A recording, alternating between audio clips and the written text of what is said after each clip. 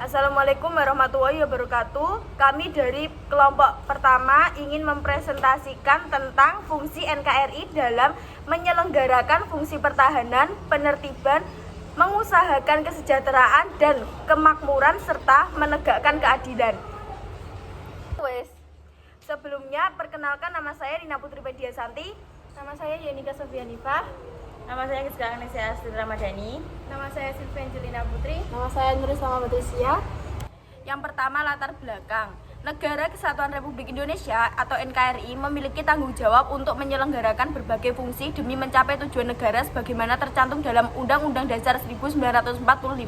Secara keseluruhan, fungsi-fungsi ini dijalankan oleh NKRI untuk mencapai tujuan negara yang tercantum dalam pembukaan Undang-Undang Dasar 1945, yaitu melindungi segenap bangsa Indonesia dan seluruh tumpah darah Indonesia, memajukan kesejahteraan umum, mencerdaskan kehidupan bangsa, dan ikut melaksanakan ketertiban dunia.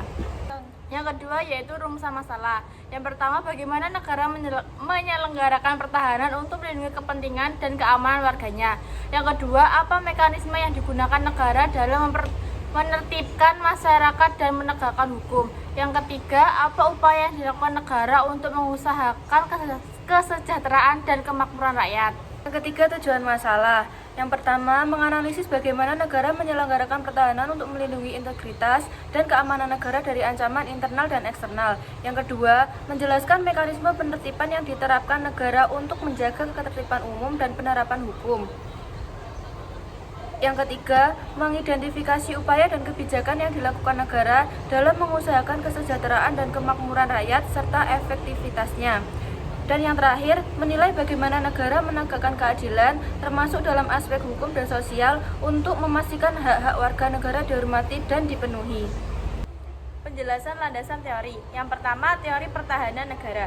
Negara memiliki tanggung jawab utama untuk melindungi kedaulatan dan integritas wilayahnya dari ancaman luar dan dalam. Menurut teori keamanan nasional, pertahanan negara mencakup strategi, kebijakan, dan struktur militer yang dirancang untuk melawan ancaman eksternal serta penanggulangan ancaman internal seperti terorisme atau kerusuhan. Ini berlandaskan pada prinsip bahwa keamanan adalah kondisi dasar yang memungkinkan fungsi negara lainnya berjalan dengan baik. Yang kedua, teori penertiban. Penertiban berkaitan dengan penegakan hukum dan regulasi yang ditetapkan oleh negara untuk memastikan ketertiban dan keamanan di masyarakat. Teori hukum sosial berargumen bahwa penertiban melalui hukum dan regulasi penting untuk mengatur perilaku warga negara, mencegah pelanggaran, dan menyelesaikan sengketa. Ini mencakup lembaga-lembaga seperti polisi dan pengadilan yang berfungsi untuk menegakkan hukum dan aturan. Yang ketiga, teori kesejahteraan dan kemakmuran.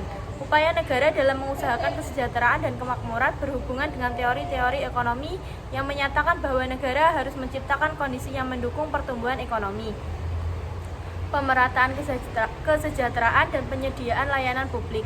Teori kesejahteraan sosial menekankan pentingnya intervensi negara dalam menyediakan layanan kesehatan, pendidikan, dan perlindungan sosial untuk meningkatkan kualitas hidup warga negara.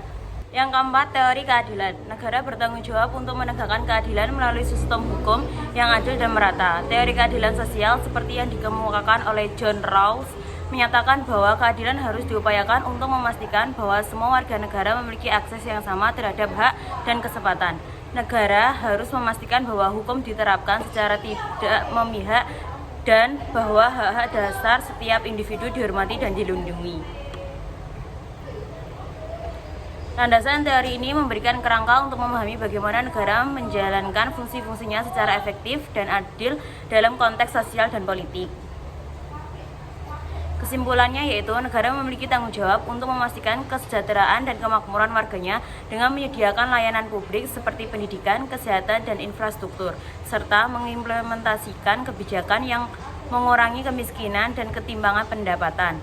Teori keadilan dan keadilan sosial berargumen bahwa negara juga memiliki tanggung jawab untuk mempromosikan keadilan dan sosial dengan memastikan bahwa semua warganya memiliki akses ke sumber daya dan peluang yang mereka butuhkan untuk mencapai potensi penuh mereka. Sekian presentasi dari kelompok kami. Apabila ada kesalahan, mohon maaf. Wassalamualaikum warahmatullahi wabarakatuh.